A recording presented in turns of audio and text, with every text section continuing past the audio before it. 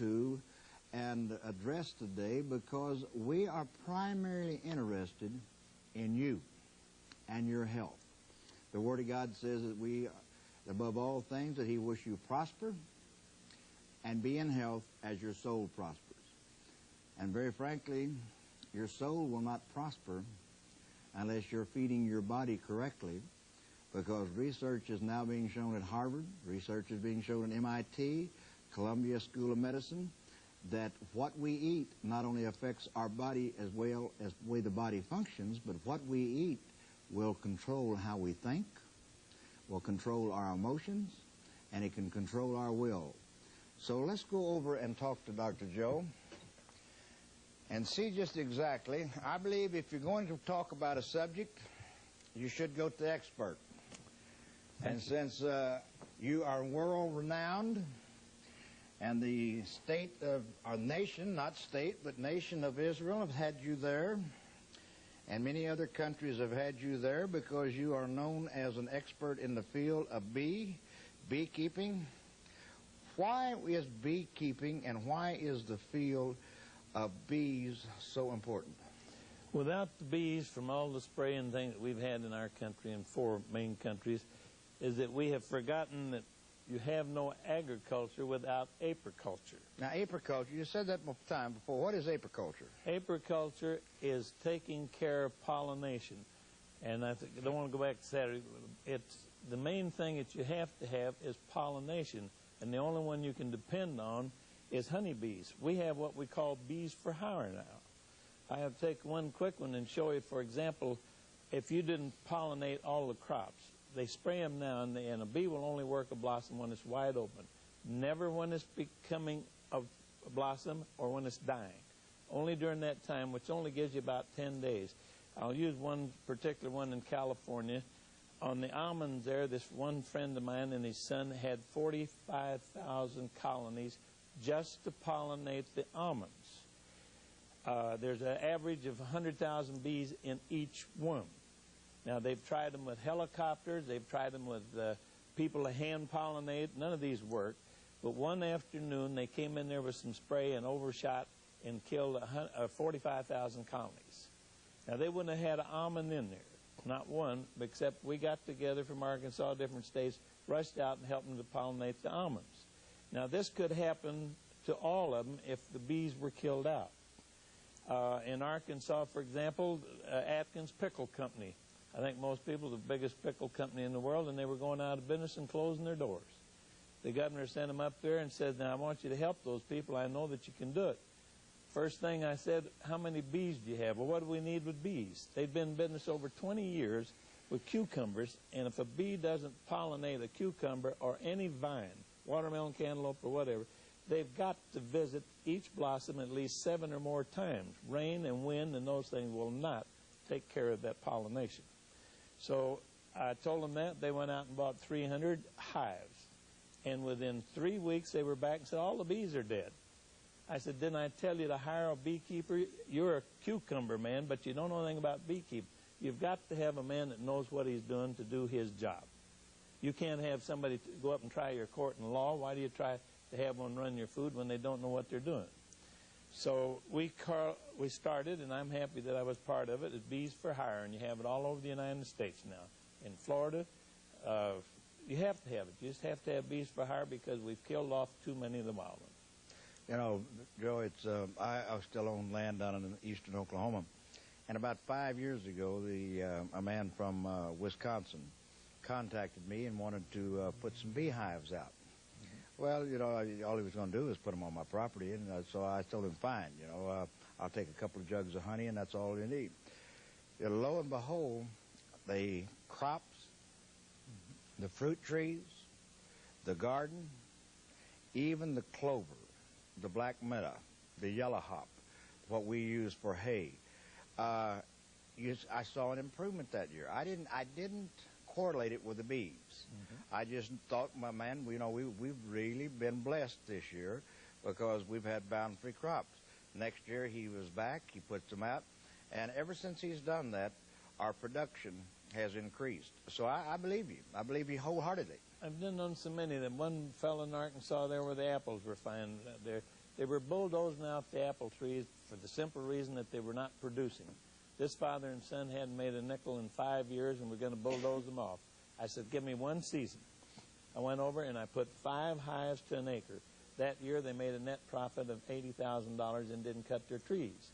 Now the point that I'm making of that, that's how valuable they are. I think in cities like this, everybody in their backyard ought to have 1 or 2 beehives. There's no such thing as a killer beehive. Well, can they live in the city where there's so much pollution? They can live in the city so much better than they can out on most of the farms where they're not spraying and where they're not putting herbicides, and you've got a better protection. Another thing, in the summertime, they water the grasses and all in the cities, and if you have one on the roof of your house or in the backyard facing the other way, they come in like an airfield. They will never bother you if a bee lands on you. One of these that just came out, and I've got to tell this. It was in a letter that I got from one of the universities telling this is the season for stings. In this letter from the university, if a bee stings you, cut the stinger off, because the bee will immediately die and it will stay. It says cut it off and then later have it cut out. Now that's the worst thing in the world that you could ever advise a human to do. The bee stinger is there. If you hit it or drive it in or cut it off, that will pump like a heartbeat. I have this on videotape some of these days I want you to see, that I got in Israel and I got in those countries. You take your fingernail, pull it right off, go like that, and there is no record anywhere in the entire world that any human being has been killed by 1 bee sting. This is a myth. It is not true. All right. Tell me what benefit. Now, you've got a sack over there. It's bee pollen. Hold up that jar that you have there, and let's show the viewing audience. Now, actually, what is bee pollen? Bee pollen, for example, someday we'll get to show it on tape with you maybe. The bee is working corn. Now, this is corn from Omaha, Nebraska. Now, let's stop just a second. You have a cylinder there, and you have different colored granules that you are having there. Now, you hold it just like that because we have a good picture of this. Now, what is the, now hold it at that area and point out to us why the different colors. Walnut. They're working the walnut. They only gather walnut and nothing else. Remember the word cross-pollination. When they're working walnut, they will stay on it. When there's no more walnut, they will go to something else. This is corn from Omaha, Nebraska. This is a hybrid corn. This is a regular corn. Okay. This is rye. This is almond from California. This is rye from a South Dakota farmer. I get my pollen from 37 different states and crops. Why would an American or a person, why would you recommend bee pollen? The reason I recommend it, because I have learned through experience that it is pure food. Pure food. Now, I can make anybody on this program an expert on it if they'll just follow one simple little thing.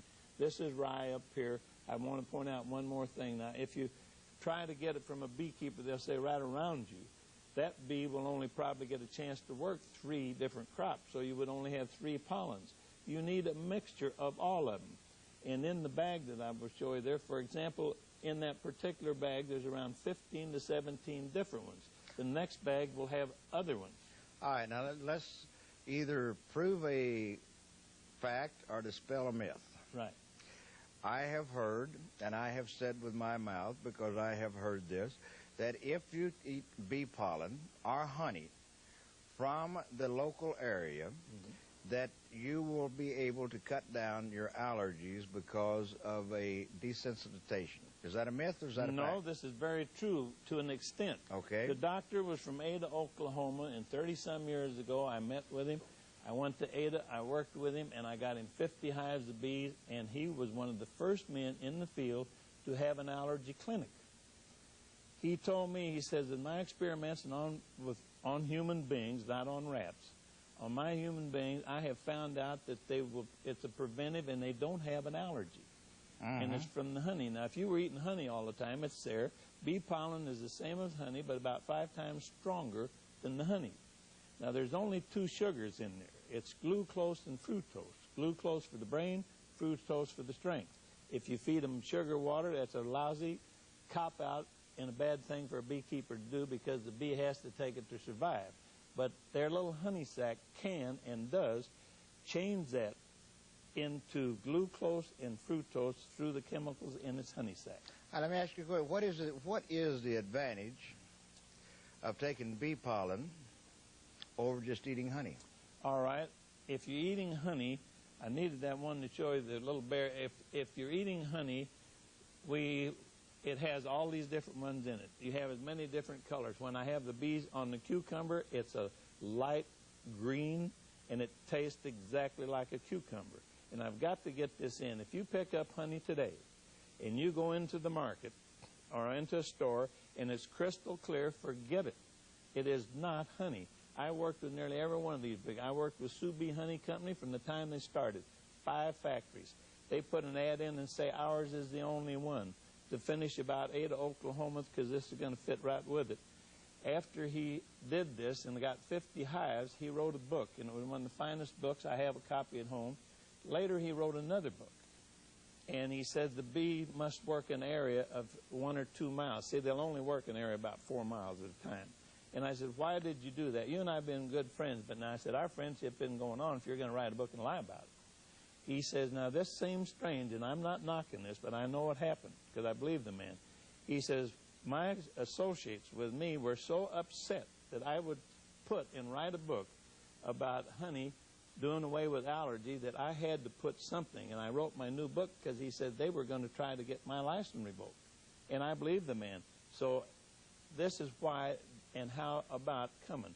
And this goes into another thing. When you read something in a book, you will believe X number of words I say, and if you read my book, you'll believe 3 times as much. But if I can show you on that videotape and see him do it, you believe it all. Mm-hmm. All right. Speaking of your books, you have Honey, God's Gift for Health and Beauty. Now, this is your new book. Explain this. You just, up here on top, you just have God. Right. This is my favorite because I say it's my book, and it is my book.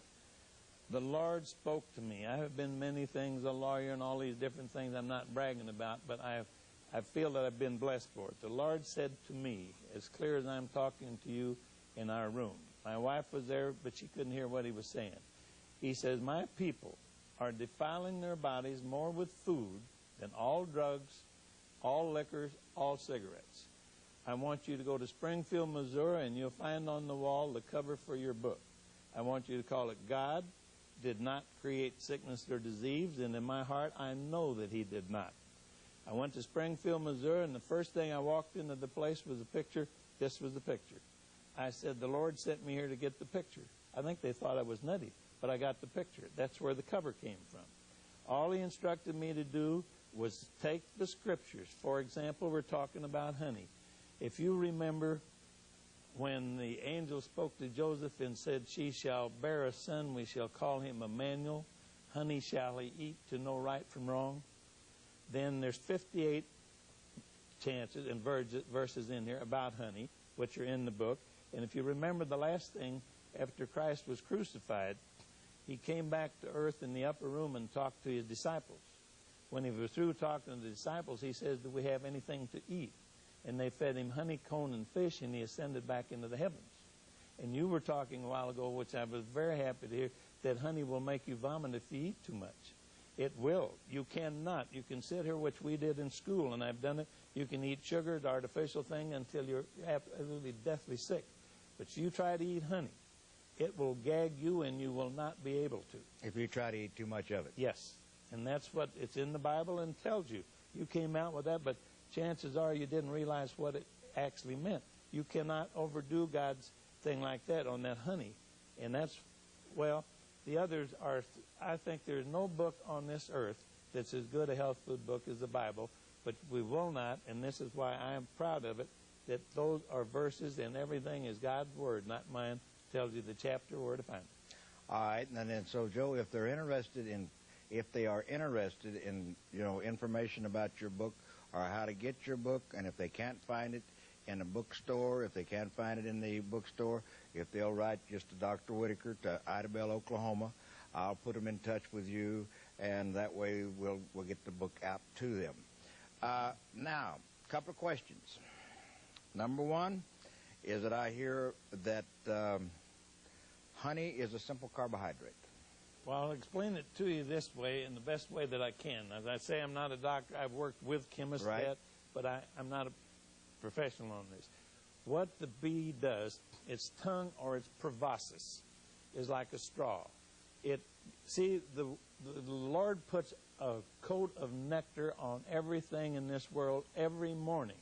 Some people call it dew, some call it water. It is not water, it is God-given nectar.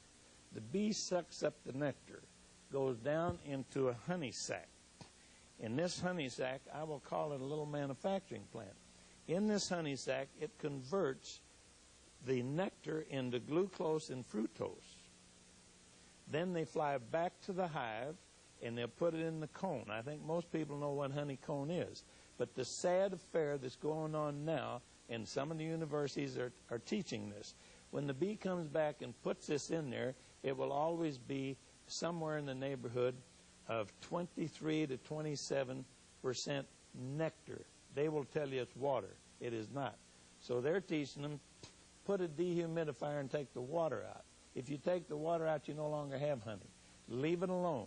And when the bees cap every cell on there, it will be exactly between 17 and 18% nectar and honey, and no more or no less. Now, in the European countries, when they pull it out here, they get a hurry. And a cone of honey may not be capped here or here. There, they will cut that out and put it over here to feed back to the bee. You should never bottle it or put it. And when they're coming into these other things that are disgusting to me, and they will tell you, see, this is where you get fooled. You think that you're eating food. They sit here and talk about botulism. I'm not afraid to talk about it because I'd like this particular doctor to debate with me on a show or wherever. What they have done is run tests on what used to be honey, but they filtered it out. Clear is no longer honey. They have never run a test and never proven on real honey. All right, how do people get real honey? Because if you go to the grocery store, wait a minute. I want simple carbohydrate. Right. Is it a simple carbohydrate? I would say yes. All right, now on my hypoglycemics, I cannot use honey. All right, I'll explain what Dr. Brennan, you remember him. I know him quite well. The way I got acquainted with Dr. Brennan was this. He called me one day and said, I want to talk to a beekeeper. I have been taught in chemistry and all that all sweeteners are the same. He says, I know that there's over 3,000 sweeteners, and there is no two sweeteners on earth exactly alike. An orange certainly isn't the same as a raw potato, and so forth. And I want you to come down here. I'll pay your expenses. I wanted the privilege of learning and working with the man. I didn't want money. I worked with him quite a while, and I loved him. Well, you know that. But I explained to him how they convert it into the two. He broke it down, and he said, when I got pure honey, it comes out exactly as you say every time. So we put it on a videotape showing them do this, and he has used it in many of his lectures. And someday I hope to be able to show you this, because the way he explained it was it is the carbohydrates in there, like you call the fattening part. Some of them are natural and some of them are not. Now, I see when I go to talk now in my field, I'm okay, all I want to know, can I use honey on a hypoglycemic? You certainly can. He did. He's the man who coined the word. He coined the word, hypoglycemia. He wrote the first book that I ever saw on hypoglycemia, and he told and talked to his patients in front of me and on different shows that if they take it for the simple reason. Joe, I'm going to, okay. All right. I'm going to have to I didn't expect us to agree on everything. I'm going to have to tell you. Right. It's either going to have to be the different kind of honey than my people have been using on hypoglycemia diets. Right. Because I've had people on hypoglycemia diets that have used honey, and their blood sugar will fall down into the 30s. Every time. All right. Now, how do you get natural honey? Keep me on the right track. You have got to get it, understand, and why I like to show a little tape up. If that, buy honey cone in your sense. You cannot defile if it's already capped. And if you cut it in little square pieces about the size of your finger, leave it in the freezer with a toothpick, pull that out and use that for your sweetener, use that for chewing gum or candy, and I will guarantee you that we'll never bring it down. Okay. But I can't, you see, I can't cover the stores, and one thing I'm trying to get Congress to do. I'm trying to get them, please, pass a bill that you've got to put on that label what is taken out the same as you put in. If you take out, you've defiled the food and it's no longer God's food. That's what they've done. This is the same thing with pollen. It's the same thing. They'll tell you that here's a capsule or 500 milligrams. They can't see a milligram anymore. They can't see a calorie. So you can make them believe anything. That's 500 milligrams. If you were a 4-month-old baby, yes, that's a weight. But they'll say, now only take 1 or 2 tablets. So I don't tell them. I tell them not to buy tablets because I can't control the tablet. Right. Now this is a level spoonful. Okay. And this is what I would suggest to anybody take with each meal, merely to bounce up the food, because if they will check themselves, all they got to do is write down what to eat for breakfast, lunch, and dinner, and I say that they will find they're not eating over 15 different foods in the last 5 years or 10 years. But you're about right, really, because we've done that with patients. So but on your hypoglycemia thing, now it's very important, but I think that I'm only passing on what I learned from Brennan. And I know that he wouldn't do anything to hurt anybody. And this is the way I feel about it. I sure wouldn't want to do anything to hurt him.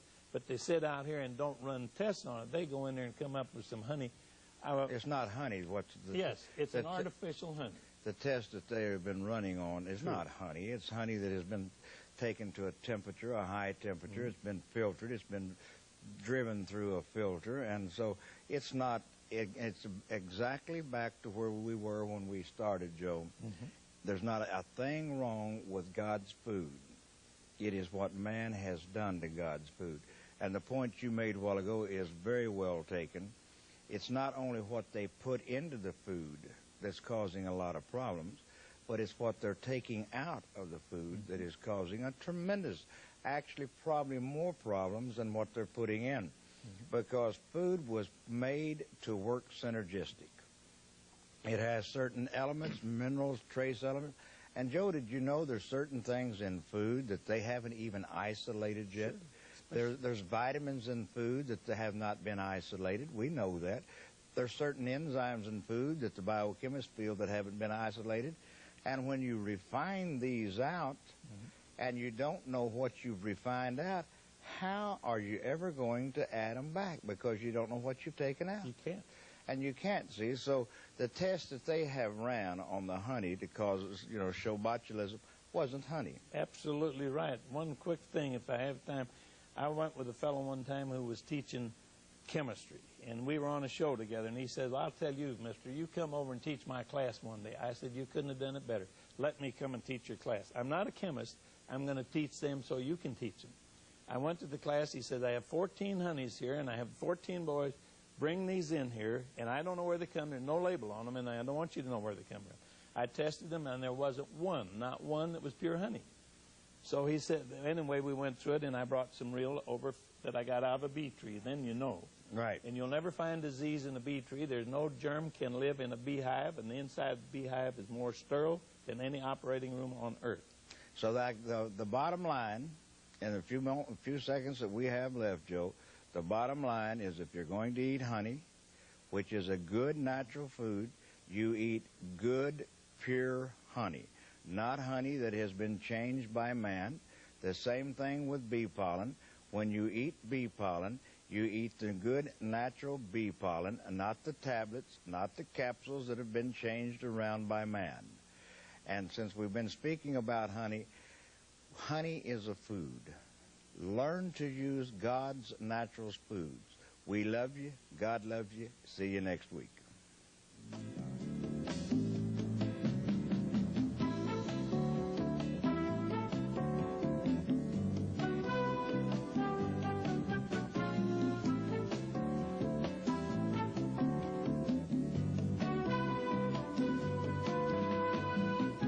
The material presented in Calling Dr. Whittaker is intended solely to educate our viewers and is not applicable to any individual set of symptoms or personal state of health. Do not attempt to apply this information in treating yourself. If you are having a physical problem, please consult your doctor in addition to praying to the great physician. TBN cannot be responsible for the accuracy of the medical opinions expressed on this program. For medical advice, please consult your family doctor. This has been an educational service of the Trinity Broadcasting Network.